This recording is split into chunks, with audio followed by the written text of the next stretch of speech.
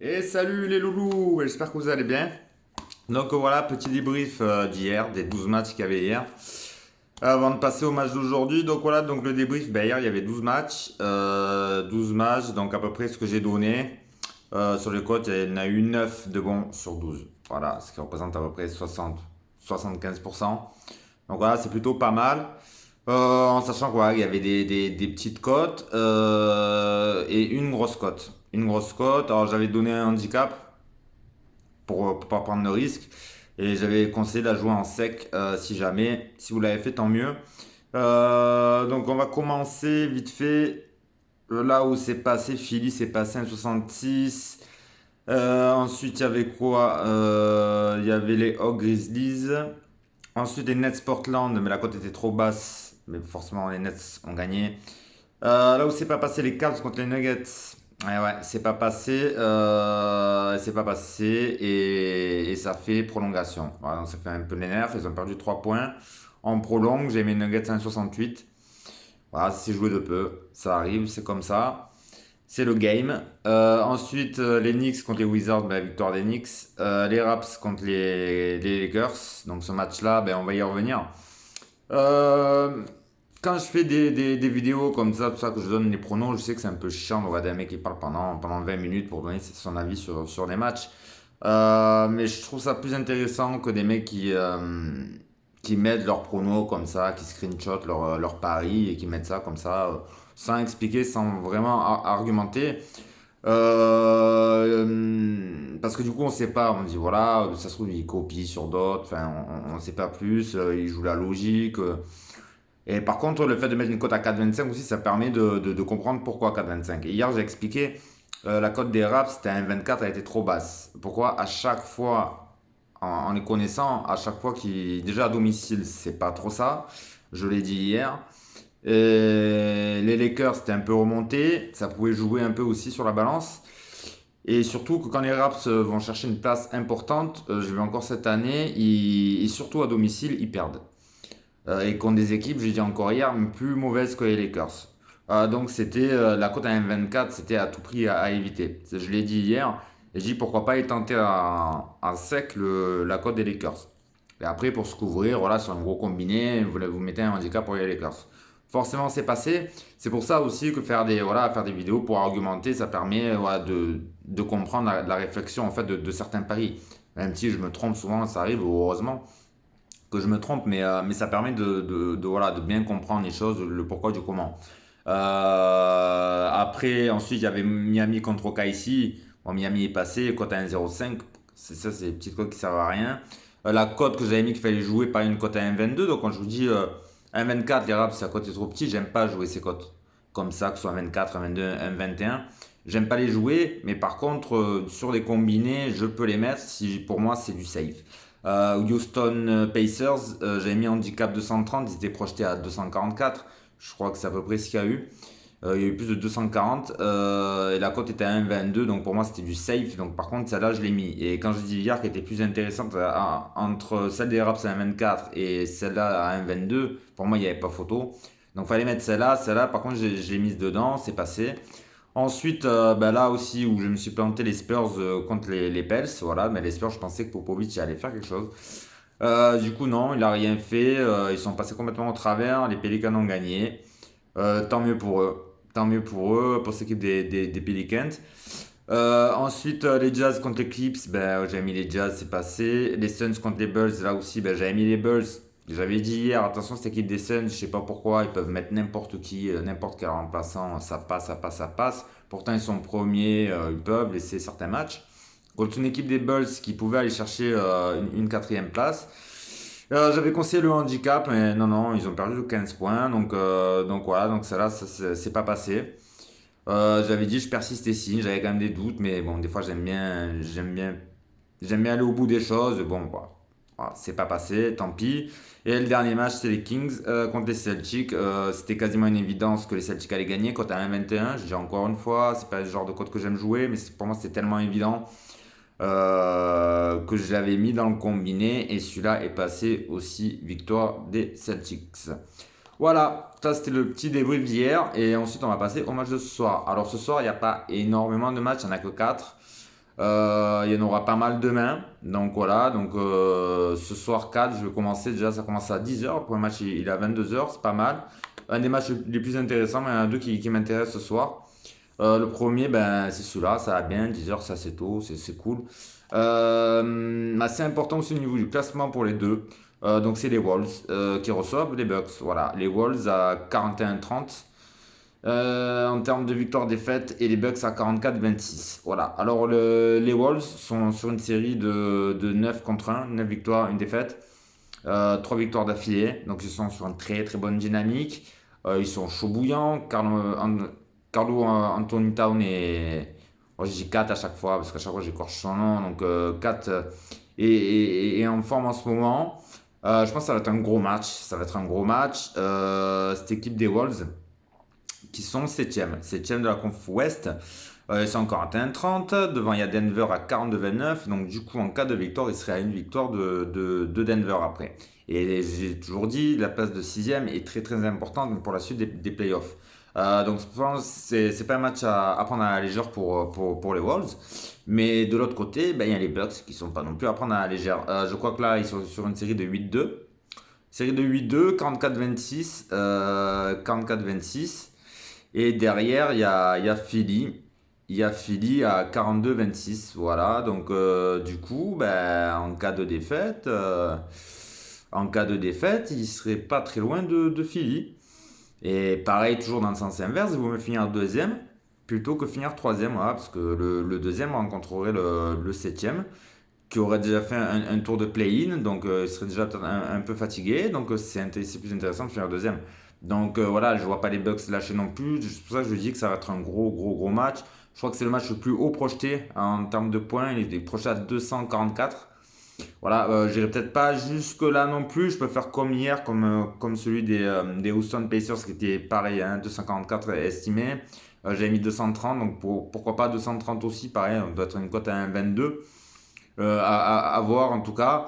Après, on joue quand même bien les Bucks. Voilà, je vous le dis. Bon, les Wolves jouent à domicile, attention.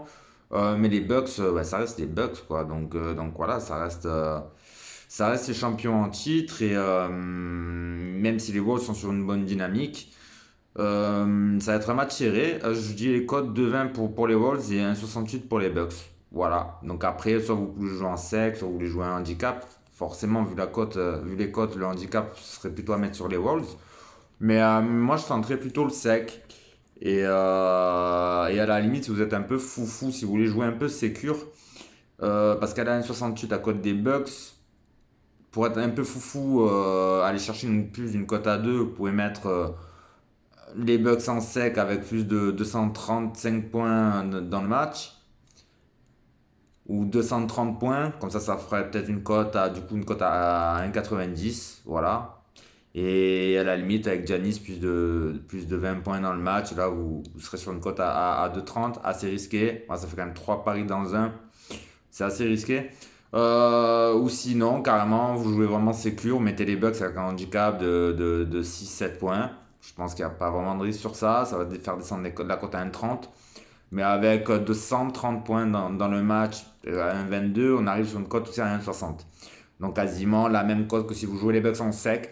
Donc là, moi je conseille ça.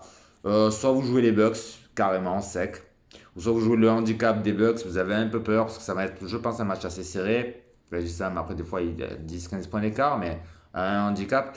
Et avec le 230 points dans le match.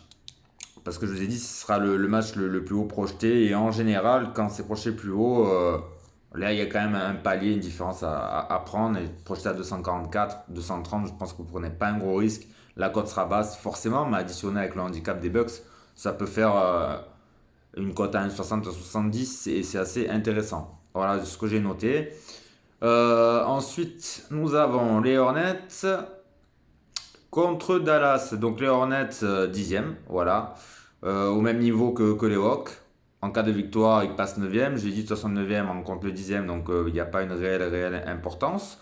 Ils sont très largement devant les Wizards. Par contre, devant, il y a les Nets, hein. Les Nets 37-34 maintenant, 3. Et du coup, en cas de victoire, les Hornets seraient à 2. Donc, je pense que dans leur tête, ils sont plus dans l'optique d'aller chercher la huitième place. Ils reçoivent Dallas qui a joué hier d'ailleurs. Dallas qui a joué hier et qui a perdu à Philly. Et qui enchaîne, je crois qu'ils enchaînent, c'est 3 jours d'affilée qu'ils enchaînent. Pas 3 jours, hein, ils ont joué hier, ils ont joué mercredi. Ils enchaînent leur road trip à l'Est.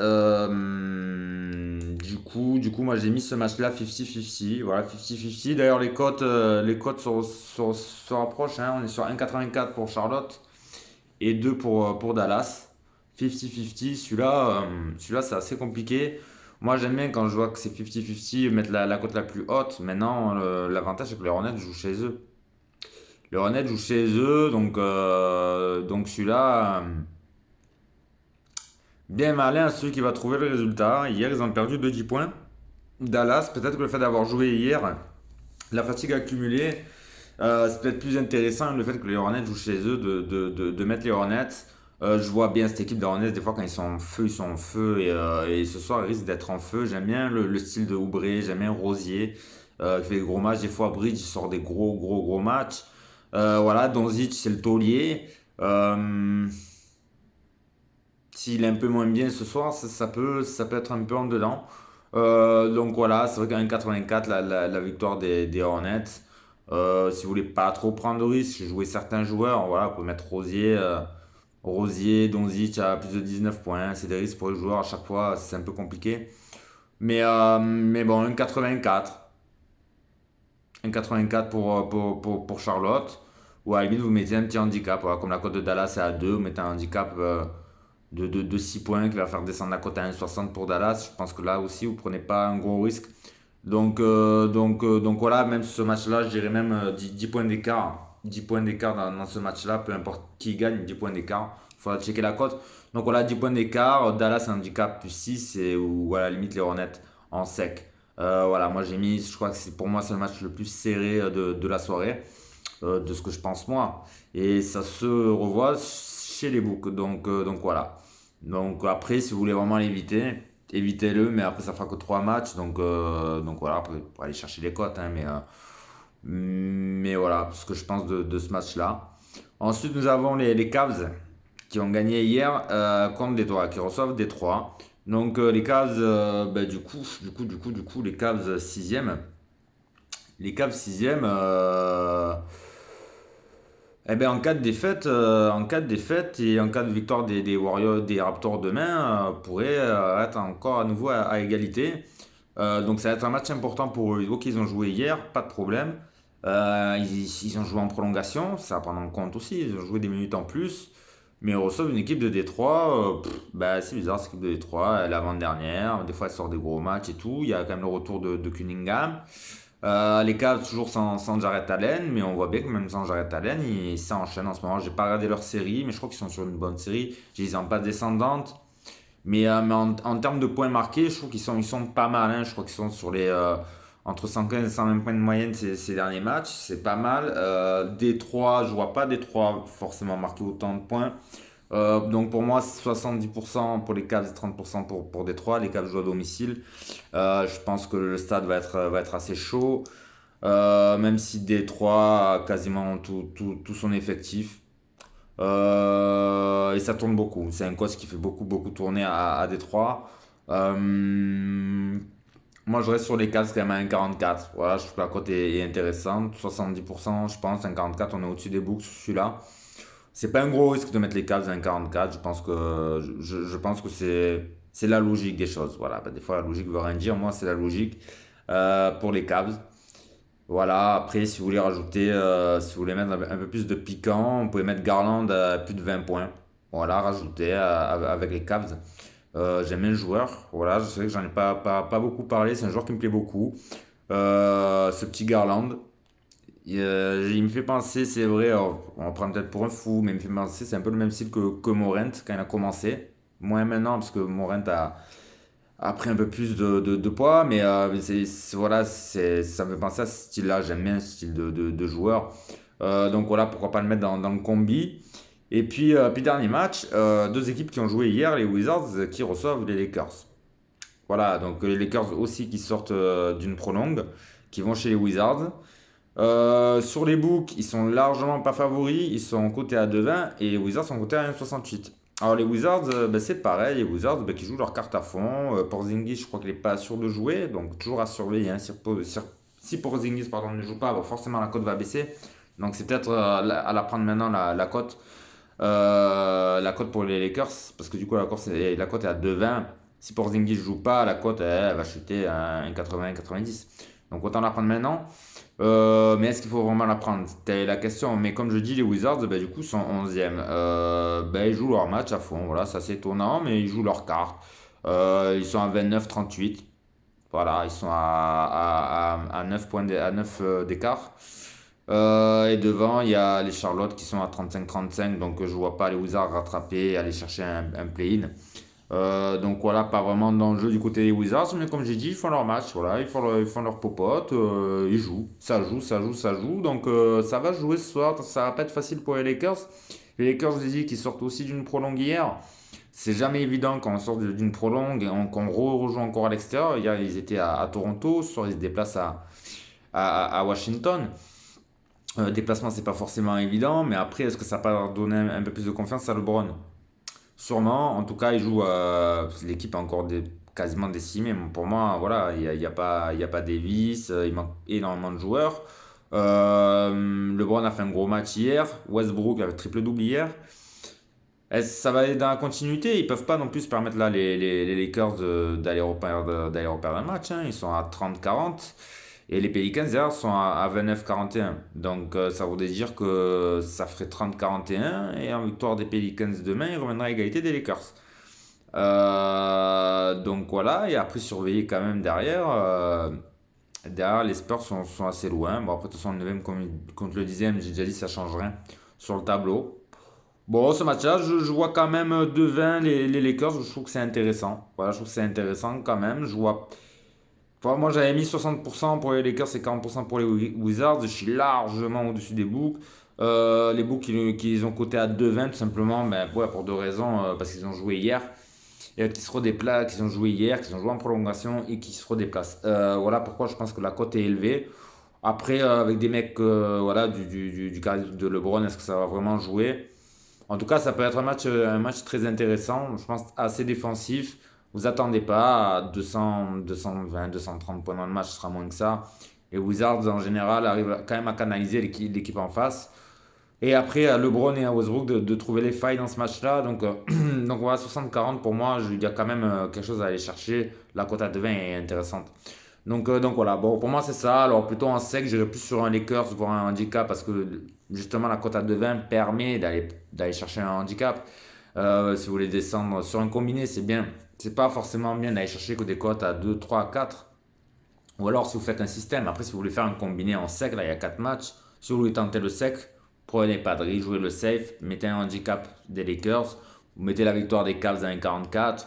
Après vous mettez un handicap de Dallas, ça va faire descendre aussi la cote à 1,40, 1,50 suivant le handicap que vous mettez. Et puis les Wolves contre les Bucks, vous pouvez y aller, hein, vous pouvez y aller dessus. Vous pouvez mettre pareil, j'ai dit le handicap des Bucks avec plus de 230 points dans le match. Pareil, voilà, ça fait une cote à 1,40. Tout ça peut emmener une cote entre 3 et 3,50. Voilà, en jouant vraiment un combiné en sec. Voilà.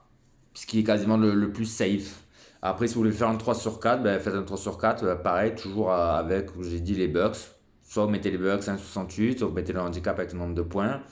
Ensuite, Dallas, Hornets, du coup, là, soit vous mettez les Hornets, soit vous mettez les Dallas, Dallas avec un handicap. Après, vous mettez les Cavs Détroit, vous mettez les Cavs avec Garland avec plus de 19,5 points dans le match. Ça fera gonfler la cote. Et vous mettez en sec les Lakers à 2,20 et vous faites un 3 sur 4. Voilà, voilà, ça peut être intéressant. Ça fera une moyenne quasiment une cote à 1,90. Donc en 3 sur 4, ça peut être pas mal à tenter. Voilà, c'est tout pour ce soir. Il y aura un peu plus demain. Voilà, plus demain, il y a pas mal, une dizaine de matchs demain, je crois. Ça va commencer tôt, à 8h30 demain. Donc voilà, la vidéo, j'essaierai de la faire un peu plus tôt possible. Et on fera le débrief de ce soir. Donc voilà, Loulou, ben voilà, c'est satisfait quand même d'hier. Par rapport au classement, on voit que le classement joue beaucoup, que les équipes commencent à vraiment regarder le classement sur le dernier match. Il va rester quoi? Peut-être entre 10 et 12 matchs suivant les franchises. On est vraiment dans la ligne droite, donc ça regarde le classement. Et je vous ai dit, les stratégies, voilà, ceux qui sont 7e veulent absolument aller chercher la 6e. Donc voilà, c'est toujours pareil, c'est assez serré sur certaines confs entre la 4, 5, 6e place. C'est assez intéressant, forcément, il y en a qui vont aller chercher les places. Ça regarde vraiment le classement, donc là, c'est vraiment intéressant. Et on le voit hein, sur le match d'hier, que ça y joue. Donc voilà, donc je pense que ça va y jouer ce soir aussi. Et il y a quelques équipes qui jouent le classement. Attention, Dallas aussi, qui ont joué hier. Leur déplacement à l'Est leur va pas très bien. Charlotte à domicile, ouais, ça peut faire mal aussi. J'ai dit, j'aime bien cette équipe de Charlotte. Donc voilà, sur le handicap de Dallas, si vous pensez vraiment que Dallas voilà, peut se remettre en selle ce soir. Ou soit si vous pensez aussi comme moi que les Hornets c'est solide et peuvent sortir un gros match avec les Rosiers, et Oubre et compagnie et la Melo Ball. Chez eux, vous pouvez les tenter un 84 dessus. Donc ouais, à vous de voir. En tout cas il y a des matchs intéressants. C'est intéressant, donc voilà. Donc voilà, ben, c'est tout pour moi. Puis on se voit demain. Allez, bonne soirée. Ciao les loulous. Ciao, ciao.